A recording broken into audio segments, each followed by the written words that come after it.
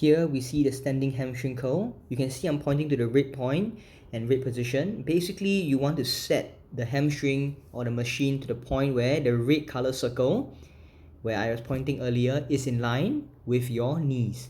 Basically, you want to think of the red circle or this machine as a knee joint. You want that to be your knee. It is acting like your knee, so you want it to be aligned and in the same level as your knee. I'm going to show here variation 1, where I will be leaning forward. I won't be holding onto the handles of the hamstring machine. I will just be holding onto that little mini bar there, or mini metal piece. Here, I'm actively driving my hips or my thighs into the cushion pad, the front cushion pad, while I'm focusing on pulling the machine upwards towards my butt. Okay, so two things to note here. Number one, I want you to actively push your thighs or your hips into the resting pad, onto the cushion. And then I want you to think of driving your heels up, which pushes the weight up towards your butt.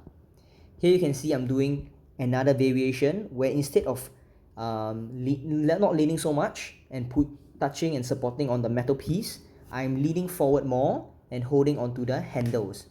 This also works. It doesn't really matter. It depends on your comfort and your own preference. And so when doing this exercise, the most important part is stability. You want to make sure that your thighs or hips is driven and pushed into the cushion pad.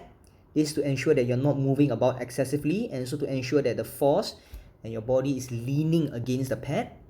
Number two, you want your toes to be brought up towards your shin or towards your leg. Imagine bringing your toes up towards your knees and then driving, pushing your heels towards your butt. And this will bring the weight upwards. Okay? So this exercise is performed simply. Simply put, the exercise is performed by bringing your heels towards your butt while pushing your hips into the cushion pad so that you keep yourself stable. But one thing to make this exercise more focused on the hamstring is to lift your toes upwards and lift it up towards your knee. This allows us to really focus on the hamstring. So once again, the variation includes whether you want to lean forward a bit more and hold the handle, or as we see over here, I am not leaning so much forward. I am just holding onto the metal piece there. But the principle remains the same in that I am using the cushion pad at the hip area or the thigh area to keep me stable. I am driving my hips and thigh into the cushion pad so that I am remaining stable and not moving about excessively. I am pointing my toes towards my knees, and then I drive my heel up towards my butt. Most importantly as well is control. You want to see that I am bringing it up and I'm controlling it back down. I'm bringing it as far as my mobility allows, meaning I bring it as far up towards my butt. I control it there, and then I control it back down. At no point in time should you be slamming the weight or should you be rushing the movement. Okay?